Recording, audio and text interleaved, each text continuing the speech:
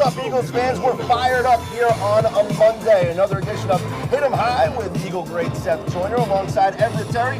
I'm Scott Seidenberg, and a special guest in today's program, Eagle wide receiver, great Fred Barnett. Thank you for joining us on the program. Pleasure for having me. Of course, we are brought to you by King's Mark Cabinets. As always, I'm coming to you live from Parks Casino. Be sure to share this episode, because for every share, we're going to donate some money to a great cause. Big Brothers Big Sisters is the foundation we are donating towards this month. And don't forget, coming up, the 3rd annual Big Brothers Big Sisters Sixers game watch party. That's Monday, October 28th at Country Brewing Company in Bridgeport. It's a free event, but 20% of all food and beverage purchases are going to be donated back to Big Brothers Big Sisters, so you want to come check us out. And we're going to be doing a live edition of Trust the Process, the MyNEWPhilly basketball show, so you want to be sure to check that out. Guys, it's a fired up Monday, because there's a lot to be fired up about what we saw last night in Dallas. The Eagles had a chance to go down to Big D, win a football game like Doug Peterson said, and be in first place, but instead, it was over before it even started, Seth. Fired up isn't the word for it. More pissed off than anything else. I mean, you know, for anyone who's an Eagles fan, anyone like Freddie who knows this play for the Eagles, you know that the biggest game on your schedule you always circle is the Cowboys game. All right, for the Philly fans, for every Eagle player that I've ever known, we hate the Cowgirls. Plain and simple. That's a game that you get up for no matter. I don't care if you haven't won a game, if you're defeated by the time you get to the Cowboys, you get up for that game. I am just like dumbfounded by what I saw on the TV last night. And I'm even that much more dumbfounded by, you know, what I heard out of Doug Peterson as you know, he said, you know, hey, I thought we were prepared. I thought we were ready. I thought we'd play a good game. And I know for a fact, you know, when you see turnovers, when you see penalties, when you see a lack of hustle, bad tackling, that's symptomatic of a bad week of practice, okay? I mean, you're not doing the little things that allows, you know, the big things, you know, to be what helps you win. So to say that, it's like, you know, what are you trying to protect your players, or what are you trying to say? Because there's no way in hell looking at that game and him coaching that game could stand on that sideline and say, we were prepared and we were ready. They were out-coached. They were out physical, they were outplayed, they were out schemed, they were out everything. Any fashion form, however you want to set it, the Eagles were outclassed by the Dallas Cowboys last night, and that's what's so much more painful to me than anything else. And Fred, it just seemed to me watching, and a lot of Eagles fans watching, that they don't play with a sense of urgency. And last night was the game where you wanted to play with a sense of urgency. Exactly. What's even more painful is that the Dallas Cowboys are really not a good team. I mean, they're an okay team, but they're really not a good team. You know, and from my standpoint, I want to know who's going to be the Seth Joyner on this team, and that is when you get to a point to where you're behind the 8 ball, who's going to beat their chest and say, you know what, enough. You know, there have been times when we had a bad game offensively, and this guy will come to our huddle. He'll come to our meeting and be like, what the hell y'all doing? What's going on? Fred, what you going to do? Randall, what you going to do? Who is going to be the guy who's going to step up and take the lead? You know, who's going to be vocal and say, hey, you know what? This is my team. Is it Wentz? Who's that guy? Well, you just hit the nail on the head with accountability, and the irony is, I don't know how many folks caught the post game, but Lane Johnson said, speaking of accountability, hey, guys coming late to practice, guys coming late to meetings. I'm sorry. You're making millions of dollars and you're late for practice and late for meetings? I wish I had the audacity, making millions of dollars to play a kid's game, to come late. And you wonder why they got scraped up and down the field? You wonder why guys were out of position? You wonder why things weren't the way they're supposed to be? There's no sense of seriousness behind their effort. You know, effort equals excellence. And if you don't have that same level of energy that you're supposed to be carrying in practice, you're not going to put it on the field on Sunday when you're in front of people. Listen, they thought they were going to walk on the field because the Cowboys were real and they had just lost to the Jets. And I'm going to say this. I guess Doug Peterson didn't learn from Zach Brown, because just last week, you cut a man for talking smack before the game and then go out and get embarrassed. And then this week, you do the exact same thing. And instead of motivating your players, your guys came out and played flat. So either A, what you're saying means absolutely nothing to them, or you didn't do what you were supposed to do to put them in a position to back up your words. It's one or the other. And at this point, now something's got to happen. Something's got to change, or this team might not finish over 500. Hey, listen, I always say, you know, that I got all these little sayings that, you know, my coaches over the years of me growing up playing, you know, used to tell us, you know. One coach has said, you know, what you see on the field is either being coached or allowed, okay? The other thing is, you know, the small things create the big things. Small things always turn into big things. Exactly. The one thing that we all have as football players, Freddie, and you know, we all got our different skill sets, our own abilities. Some of us are bigger, some of us are stronger, some of us are faster. But the one thing that's equal that we all have, that we can all give, in my opinion, is effort. Effort don't cost you anything. Okay? If you're doing something and it's worth your while, if you're doing something because that's your passion, or if you're doing something and they're paying you millions of dollars, what the hell does it cost you to give top effort in what you're doing, man? Yeah. And when I looked at that game, I didn't see the effort. You know, another coachism, you know, you practice the way you play. Exactly. Okay, the same exact way that you practice, that's what you're gonna look like when the game rolls around. And it's funny because, you know, I was listening to Herm Edwards, you know, played with Herm. He's now the coach of Arizona State University down in Arizona, and Tempe, Arizona. And he said what people don't realize, he's talking to his players, what people don't realize is that we spend more time practicing than we do playing the game. Yep. You got the off-season training, you got spring ball, you got summer ball, and then you got however many games that you play, okay? So your practice time is indicative of what you're going to do on the field. Your off-season training is indicative of what you present come the fall. It's like a farmer. You could till the land and turn the dirt over, but if you don't put some damn seed in the ground, you have no rightful expectation of a harvest when it comes harvest time. Exactly. Am I correct? Correct. So if you don't do the work, if the Eagles don't do the work during the week, if the haze is not in the barn by the time they get to Friday, what's the expectation for Sunday? Exactly. And I know that mindset because I've been there before. I know what it is to be uber prepared, and I know what it is to slough and not do the right thing, and you go up in the game and get your ass tore out the frame like they did last night because they didn't do the work. Sure. But I also know that, you know, when the hay is in the barn and I've done all the work, you can't touch me, man. You can't touch me. You know, and that's a confidence thing. Where's the confidence? You talk about who's going to be the guy to step forward. It's too many miles right now. Yeah. The head coach needs to step forward and put his foot down. Get your ass to practice on time. Exactly. Be on time to meetings, so on and so forth. There's one thing about emotional intelligence. I understand what Jeffrey Lurie was trying to say with the issue with Chip Kelly.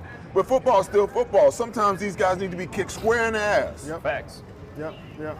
And right now, I think what we're noticing is that we can talk about the inefficiencies on defense. We can talk about the problems. It seems like every week we're doing that. I mean, 6 of their 7 games, they're down by double digits in the first half. It's unacceptable. But offensively, Fred, this looks like a completely different team. They are not clicking on all cylinders. The offense is not flowing like it used to be. The RPO is not working. This is just completely different from what we've grown accustomed to seeing with Carson Wentz under center. We're not seeing it right now. And when we think about what Joe Douglas said before he left, he said, "This is the best team I've ever seen." So we're confused. I mean, when we talk about that farmer has to have pride in his product. Mm-hmm. You know, when we practice, when we on time, we have to have pride in our productivity. You know, what does it all mean? It all means that I've done exactly what I needed to do. I prepared myself, and I go out, I have the talent, go out and make plays. Now, you know what? You can kick my butt. But when you walk off that field, you're going to look back at me and say, wow, this guy can play. Yep. This guy had heart. You know, you're not going to walk off the field grinning and laughing at me. I mean, I got Cowboys fans laughing at my ass right now. They should be. And I'm embarrassed. Yeah. I'm embarrassed. I mean, I dreamed that we won this game. I'm serious. I dreamed that we won this game. And of course, I wake up and I look at my phone and I'm like, oh, I forgot we lost. I mean, look at what they're doing to the Eagles fans today. The turnovers it's crazy. I got Dolphins fans that's trolling me. Turnovers happen, right? It's how you react after those turnovers, right? Yeah. The Cowboys quickly 2 touchdowns off the Eagle turnovers, and next thing you know, you're down 14-0. But offensively, ET, it's not just Agholor. Carson Wentz is not hitting Zach Ertz. Dallas Goedert dropping the ball and fumbling when, come on, you're a professional football player. Catch the ball, hold on to the ball. I'm going to come back to a couple of things. So I know that Carson Wentz has absorbed a lot of criticism for his play, not getting the ball on time, getting the ball in places. At the same token, I think the offense as a whole deserves the same amount of equal criticism. So we're going to go down the line. Zach Ertz last year was a target machine. No matter what, Ertz was getting targeted 6, 8, 10 times a game, okay? He's not getting those same targets. Alshon Jeffrey, 2 catches, and dropped some catchable footballs. True. You know, then you look at the one big play, and I'm sure it's going to come up. The Eagles are down a ton at this point. Maybe the air's out of the building. Nelson Agholor. I've sat here and said since week 1, Nelson Agholor is not a very good football player. He doesn't have it in him. And finally, Seth came to the dark side and said what I've been saying. Listen, something about this kid is I don't want to play football. I want the money, I want the fame, but when you're behind the defense, there's nobody coming up to hit you. All you got to do is catch the ball. Yeah. And granted, was it overthrown a little bit? Yeah, but Carson got hit literally 0.3 seconds after he let the ball go. So that was his clock trying to get the ball out. You don't lay out for it. You don't even put your hands out. You pull your hands back. You Todd Pinkston the football? Are you kidding me? In a game where your team is down 3 touchdowns and could use anything as a spark, you never know what could happen. Yeah. And then, and the part about that's funny, he didn't come up and say, you know what, that's on me. I messed that up. Yeah. He went in the post game and said, well, you know, I don't know what happened. There were 2 things going on. I mean, I was where I was supposed to be, but, you know, I don't know. Carson might not have, you know, got the ball. Dude, you're the one who short-armed the ball. You want to throw the quarterback under the bus? Are you? At that point, I have nothing else that I can say about this kid. He doesn't belong here. They should have traded him in the offseason and moved on. Fred, what's he seeing there when he's running that? I cannot conceptualize the depth of what he's going through right now. I mean, there's some passes that I dropped and I had to kick my own self in the ass and say, all right, you got to, you know, you got to step it, you got to take it to another level. But to start making excuses about, you know, plays that you don't make, it's just dumbfounding. And you know, for me, I always created a reason that I should turn it up a notch. You know, we all have our different reasons for doing what we, you know, need to do to make ourselves better. But I just can't conceptualize it. And you know, when I played, I put the harness on myself. You know, give me the ball. I mean, Rich Kotite, Rich was like, what do you want? Give me an X go. Let me catch the ball. Let me win the game. I'm looking to win the game. And Seth, I don't know if I even mentioned this to you. I've said this to a couple of fans before, a few fans before. But sometimes as a wide receiver, when you lose confidence, you take yourself out of the position to make a play. There are times when wide receivers, because they don't have the confidence, they will run the route to get covered because they don't want the ball coming at them. They won't lay out for the ball just in case they'll miss it. So it's, I just didn't get it, you know? So there's something that he needs to do to bring that confidence back. And I don't know what it is. I've never been at this level. I know what he needs to do. I'm listening. He need to call Dorothy and have her get, you know, Toto in the basket and the Tin Man and the Lion, and they need to go see the damn Wizards, what they need to do. Smart. I mean, hey, listen, at the end of the day, I'm sorry. I've been advocating for this guy, man, even back when Doug first got here, you know, and he went through what he went through, and everybody was like, oh, you know, trade him, bench him for the year. I said, you know what, and I can remember in post-game, I said, what Doug needs to do is he needs to sit him for a game. Yeah. Let him stand on the sideline and see the game from a different perspective, and then bring him back. I mean, you got a first-round draft pick wrapped up in this guy. You got to figure out how to motivate him to play. Yeah. They sat him down. He came back. He was better, you know, the rest of the year. The next year, played exceptional. Yeah. Okay. Now, I always say, and it's funny that you say that. You talk about confidence. In order for you to be good, in order to be great, in order for you to be elite in anything, you gotta believe that you're the baddest mofo in the world. Gotcha. You know, if you don't believe that, you know, I mean, I look at Nelson and he's an intellectual kind of guy. You know what I'm saying? And I just don't see the dog in him, man. Yeah. I don't see. I mean, if you're gonna play in the NFL, you got to have a chip on your shoulder. You got to have, you know, some dog in you, you know. And I don't see a pit bull. I don't see any dog in him.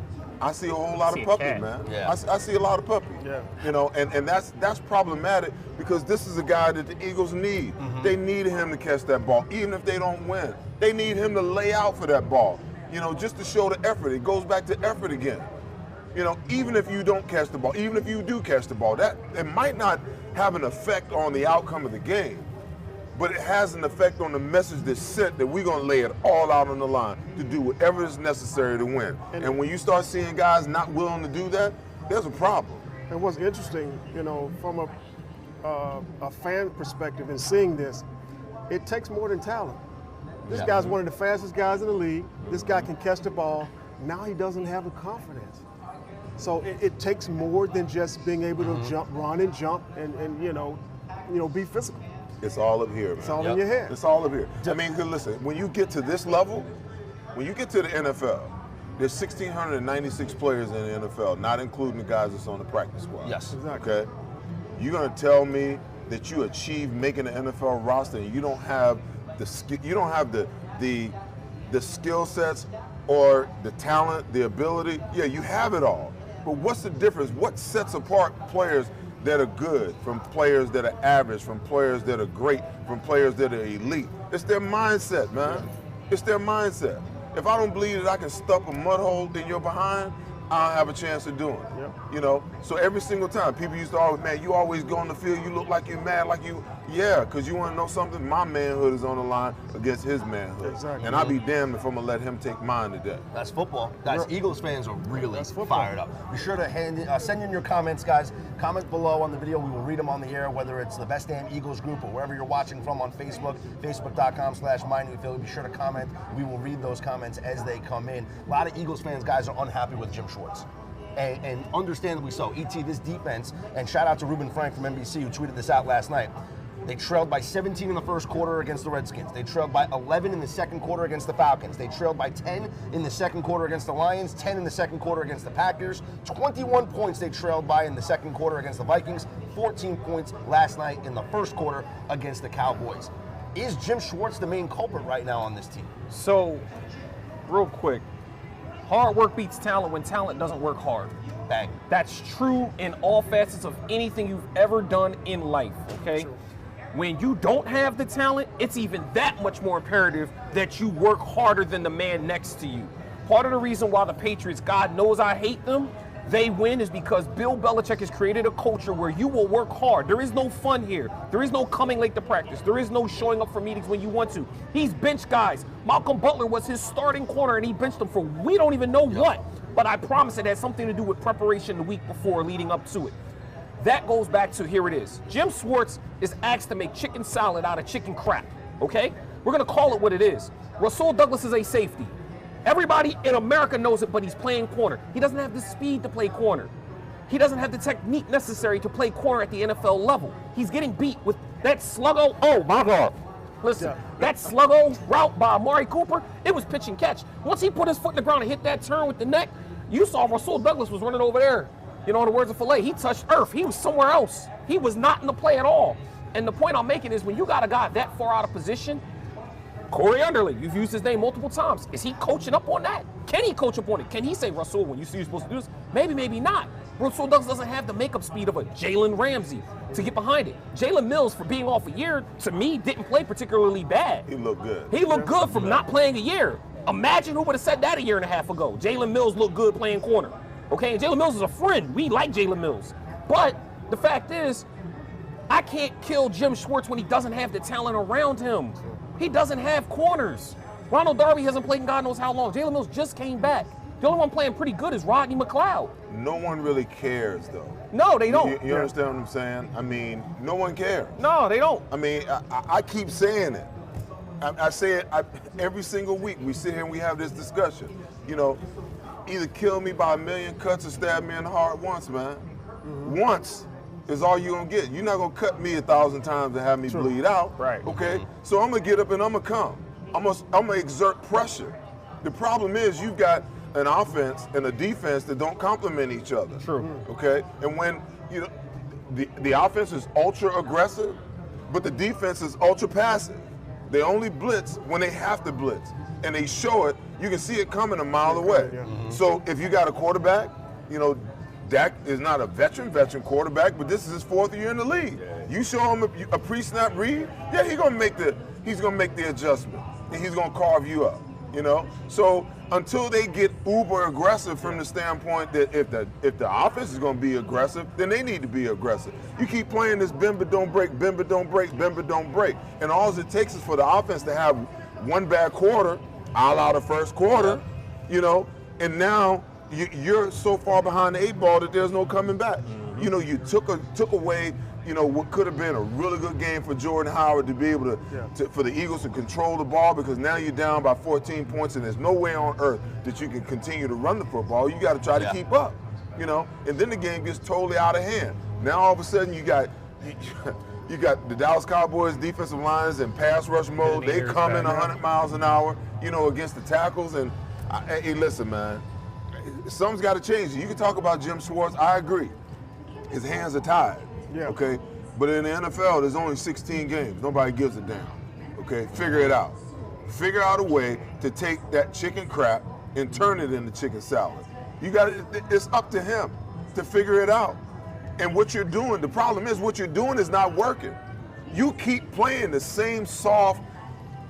I mean, they had Dallas in 3rd and long last night. 3rd and like 20 something. Okay. And you're going to sit back and you're going to give up 15, 20 yards of field position in a game where field position is critical? No. Bring the pressure. Make Dak make a decision now. You're going to get one throw and one read only, or you're going to be sitting on your behind. Plain and simple. But what do? We sit back. Okay? So I keep saying, when you, as a coaching staff, your team always takes on your personality. Okay? The team, a lot of the times, takes on the personality of the coach, but when you got such a strong personality guy like Jim Schwartz on the defensive side of the ball, the defense is taking on his personality. If he's passive, he passes that right along to his players. And the problem is, it doesn't just permeate, it doesn't permeate the scheme, it permeates the mentality and how they play. Who was bringing the wood last night? Who was coming up trying to punish, you know, Zeke or Dak last night? We saw Malcolm get trucked trying. He got trucked trying. And I know that Seth's going to bring up a lot of this in the whiteboard work as he breaks down some of the defensive coverages.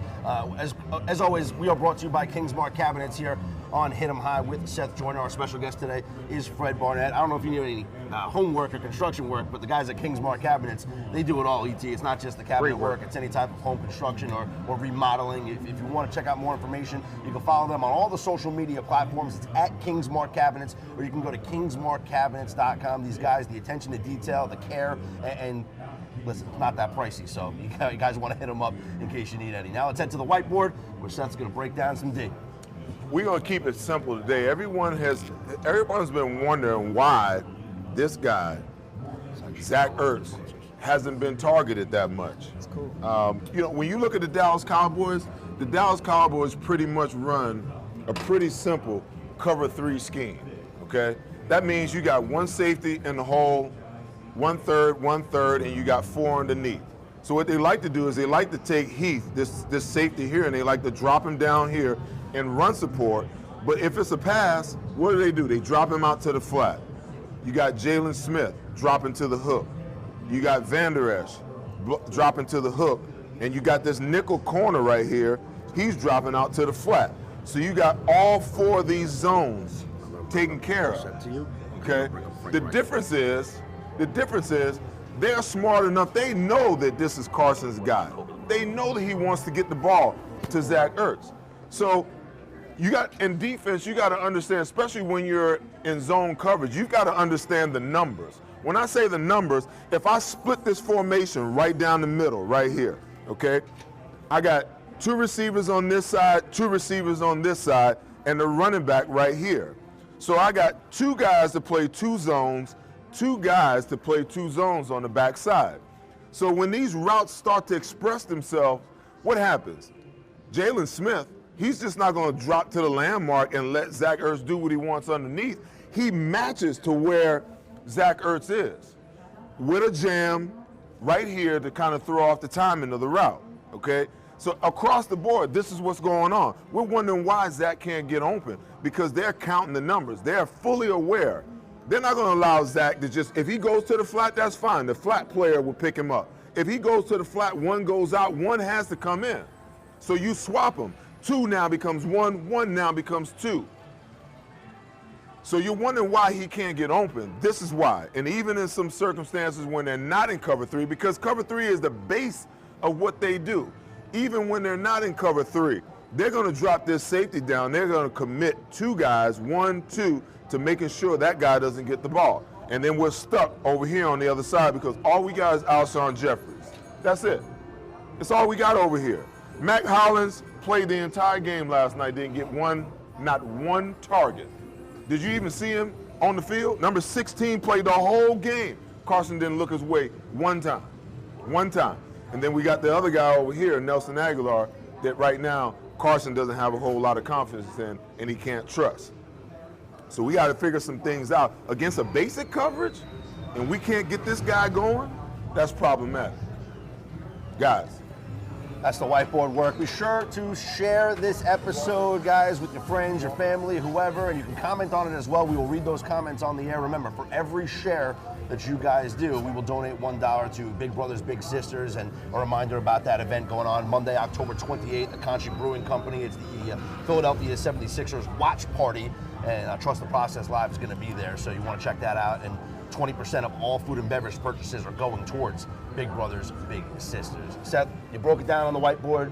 Fred, when you see what Seth was talking about and you see what the Eagles are doing offensively, do they need to change up their philosophy in a way? What I mean by that is a way is, instead of running 2 tight end sets, maybe we're going with a couple of more, 3 wide receiver sets, spreading guys out, trying to move some guys from the middle of the field to create more opportunities for whether it's Goddard or Ertz in the middle. Doing something to dictate what the defense is going to do against you, because something right now is not working. Well, you know what we talked about earlier, we still have a lack of an attitude, on offense. We're still dropping passes. So I'm wondering if it's the scheme, it's the scheme, or if it's our attitude. From an offensive standpoint, you got to be a guy who wants to go out and you want to score, you want to dominate. And I think that's one of the main things that's missing on this team, the right attitude. When I looked at the team, before the season, of course they won a couple of games here, and of course we've lost a few. I still see a pretty good team. I still see a team that could possibly make it to the playoffs. But with this type of attitude, like you say, it may be it may be a 500 team. Yeah.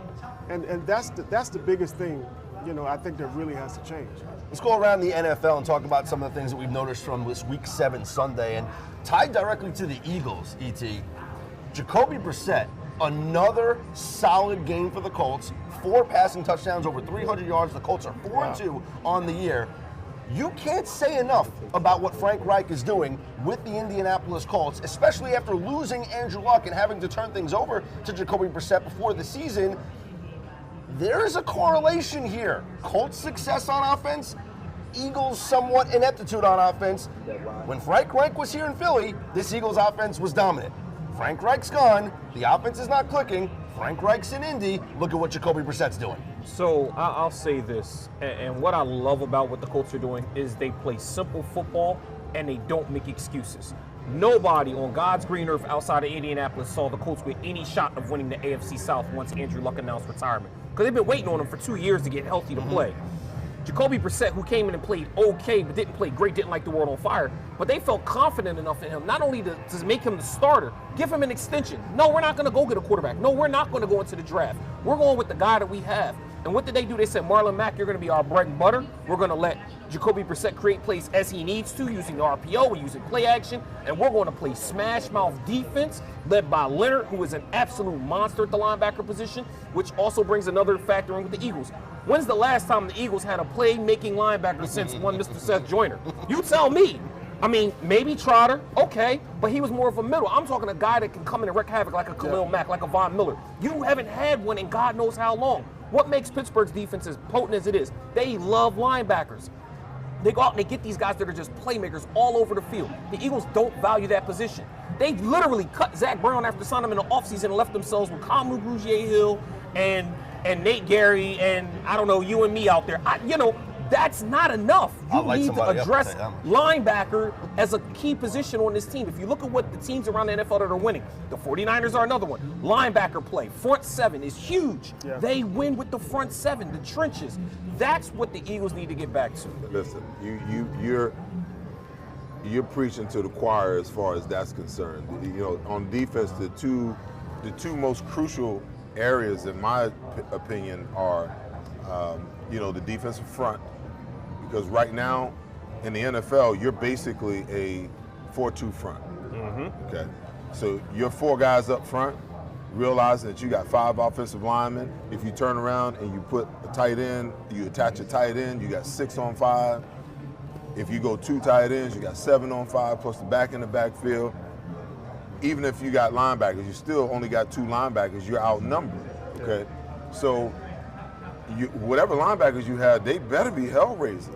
You better at least have one. You better have at least one run stopper, and you better have one guy who can do it all. A guy that can blitz, a guy that can cover, a guy that just makes plays all over the field. And when I see the Eagles, they've neglected that position forever. Yeah. When Andy Reid was here, there was no premium put on, drafting a linebacker, a playmaking linebacker, because you know what they did? God rest Jim Johnson's soul. He put Brian Dawkins in position to do a lot of the things that the linebackers should have been doing. And I'm not saying that it was right, wrong, or indifferent, but every time they need to blitz, what they do? They drop B. Dawkins in the box. They didn't have a linebacker that they could send. They didn't say, okay, we're going to cover this tight end because he's a problem, with a linebacker. No, B. Dawkins could take care. He did everything. And ever since then, what that has facilitated is this mentality. It started with Joe Banner. It's been passed down to Howie Roseman, and it's still perpetuating itself. Oh, we're not going to spend a high draft pick on linebackers. We can get them. They're like running backs. They're a dime a dozen. We can find them anywhere, and we'll plug them in. No, you can't. There's a big difference between franchise-changing running backs and franchise-changing linebackers than it is a guy that you just go sign as an undrafted free agent in hopes that he comes in and he works out. Yeah. Look at the linebackers that was drafted this year in the top 15. I believe it was 2 of them. There's a reason why, because those guys make a difference. And for the Eagles to just ignore that, come on, man. Yeah. Even the team they played last night, people laughed at the Cowboys for drafting Leighton Vander Esch when they had Sean Lee. Beast. Leighton Vander Esch, even though he left the game last night, is one of the cornerstones. How many teams would? Yeah. How many? To my point, how many teams would see the potential in the guy and invest the draft pick and say, you know what, we just gonna give you 2 years. You just sit over there because we know that when you get 100%, you're gonna be a straight beast. Yep. How many teams have that kind of? Sidney Jones. Oh, sorry. Stop. Our special guest to the program today is, of course, the man Fred Barnett. This guy scored a 95-yard touchdown, people. I'm still wondering how he's running that far. But you're working with a couple of businesses. Why don't you tell us about some of the things you're working on now, Fred? When life unfolds, life changes, things changes. I think I'm Jamaican now because I'm doing so many things. Hey, man. I'm working with a company. I actually consulting with a company called Prime Sponsor. It's a website that connects with A and B list celebrities. Nice. And getting endorsements for those celebrities. I'm also working with a company called Heal Stark, which is a CBD company. And when I tell you what, when I tell you this, it's amazing. It's going to be off the chain. I don't know if I'm too old to say that or not. No. But it's going to be off the chain. And right now we are in the process, as we speak, waiting for a clearance from the FDA, for a CBD infused water. I got my fingers crossed, toes crossed, eyes crossed. I drove on the wrong side of the road here, so to get here, so everything is all crossed up. But we're very excited about that. And everybody's seen it now, and a lot of NFL players even talking about the healing benefits of CBD and using it for pain management, of course. So that's no really THC, big. no THC, exactly. Where can folks find out more information? If you go to starknolimit.com, you can find our products there. And lastly, I work with my wife. She has a corporate event planning company in Bermuda. She's doing great. Been there for about 20 years. Wow. And congratulations to her. She just closed on a deal to do a 10-day event for the grand opening of the Bermudian airport. They're redoing the airport. So that's going to buy me. stuff. That's going to buy me a nice bottle of whiskey. So. There you go. We'll be sure to try to mooch off that. Guys, the Eagles have a tough test ahead of them, right? You got the Buffalo Bills, and the Bills pose a challenge because of how physical they are. Yeah. This isn't a team that's going to blow you away offensively, but they are physical. And that's going to bring us to our King's Marquees to the game against the Buffalo Bills. And I'll start limiting the turnovers. The Buffalo Bills are a team that takes advantage of a short field and will score on you when they have that short field. Again, they're not going to blow you away. A couple of John Brown deep passes here and there, but they want to out-physical. And if they can force turnovers and deal with the short field, that offense with Frank Gore and Devin Singletary, they can score and they will beat you. They don't let up points. 17 points is a lot to get on this Buffalo Bills defense. If the Eagles can limit the turnovers, not let Buffalo put up points, and if they can score over 17, they will win this game. The Buffalo Bills haven't allowed a team to score over 17 points against them. Them and the Patriots, the only team in the NFL that has done that. E.T., what's your keys to a victory? So, the Buffalo Bills don't have a great passing attack. They've got John Brown, who's a maligned wide receiver. They got Cole Beasley, who was a slot guy in Dallas forever. They're not going to beat you in the air. So the Eagles may actually have a break this week about not getting torched up and down the field. That means that they're going to run the ball. Now, we saw Zeke Elliott run roughshod yesterday. If you want to have a chance to win this game, you have to stop the run. If they control the run and put Josh Allen in third and distance situations, 8, 10, 12, they're going to put themselves in position to have a shot to win this game. I think what's very important is that they stay focused. I hope they learn from this Dallas game. You know, I hope they go in, as Seth say, 52 dogs and go out and make this happen. What scares me is that they're playing in Buffalo. I hated playing in Buffalo, although I had, one of my greatest highlights that was in Buffalo. But I hated playing in Buffalo. And as you say, they're a team that doesn't give up a lot of points. Yeah. And I actually think that the Eagles are going to win this game. The Eagles have been so off and on, during this season. I think they're going to come back and win this game. But they have to be focused. I think so. I think that's a good point. They got to be focused. Before we get to Seth's keys, I want to throw him off a little bit, Fred. Okay? I want to see if he can handle a little pressure here. Uh-oh. Give me a little story about Seth. Something that you remember, maybe from your playing days, something from the practice field, the locker room, or something. You can embarrass him because I want to throw him off a little bit. Is this going to be live? Is this going to be? Oh, I know it's live. We are it's live on TV right now. No, Give me a little something. This is a story. Actually, Seth heard this story before. Okay. And Seth was one of the reasons that I became the player that I was in the NFL. I'm feeling really good about myself. Third-round draft choice. Come out as a rookie. I'm, burning some of the best cornerbacks in the league. Mm-hmm. I'm tall. I'm kind of unique because I'm a big guy. I'm 6'2", 200 pounds, quick, fast. I was like a Ferrari. I was like a two-door Ferrari. And they started moving me around a bit.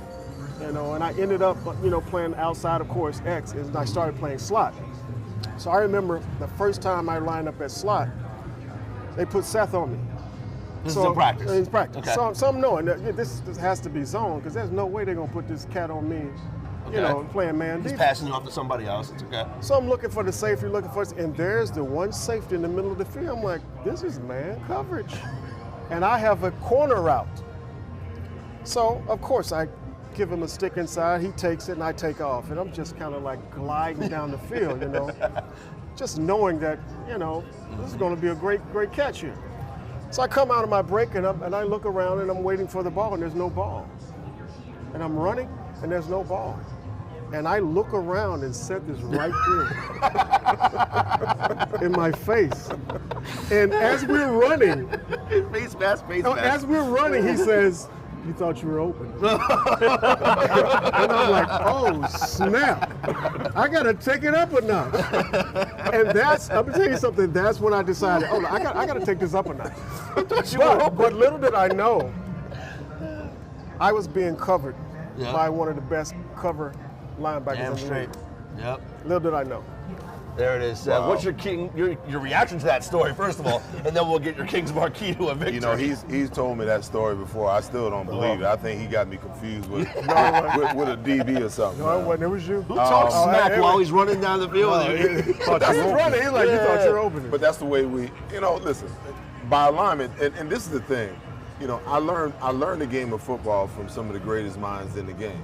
It's not so simple that you just line up and you play. It's the little things that you understand. Yeah. I know that if he's lined up in the slot, by way he's lined up on the hash marks or whether he's lined up on the numbers, I know that positionally, there's only a handful of routes that he can run. Especially if I'm taking away the inside, there's only a handful of routes that he can run. Yeah. Okay. And just by his release and the way he's pressing me inside, I'm like, he ain't pressing me inside because he want to go inside. He's pressing me inside because he want to go outside. Yeah. So when he get to the top of his route and he stem, I'm already be headed to the sideline. So when he get there, I'm gonna be waiting on him. That's the little nuances of the game of football that I believe that guys aren't taught, guys aren't coached in today's NFL. And that's why you see offenses that are really, they're scheming players because they know players are deficient fundamentally and technique-wise. So they know that there's certain things that they could have, But as a technician of the game, I'm like, no, you're gonna have to beat me. Now, if he would have ran a 9 route, no way in the world I would have been able to stay with that, But if you run a route, you give me something where I can predetermine what you're doing based upon alignment. It's just the small things in the game. It's like I'm watching the Eagles last night, and the running back lines up outside the tackle. He lines up outside the tackle. He's not, Zeke's not getting the ball coming back running, a zone running play across. He's coming out of the backfield. Yeah. Why isn't the linebacker widening? Why isn't the linebacker coming up to jam him? So you know that you can get something on him. They sit back and it's like they're clueless as to what's going on the football field. It's the little small things that help you anticipate. Anyhow, what's my keys to the game? My key is just as simple. Try to find that thing that you love about the game, okay? And go out there and use them. I love everything about the game of football, everything about it. It was my dream to play the game. So it wasn't anything for me to study and prepare and lift and run and study and study and study because I wanted to be great at it, because I loved it. And if these guys really want to be everything that they say they want to be when you watch them in post-game interviews, then you got to find something deep down inside. Yeah. There's nothing that I can say, there's nothing that Doug can say, there's nothing that anyone can say to inspire a guy to go out and give his best.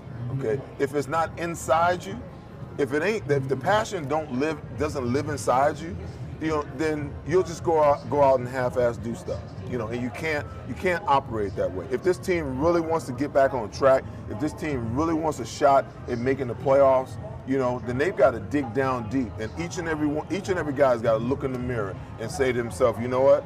I haven't given my best. I haven't given my best in preparation.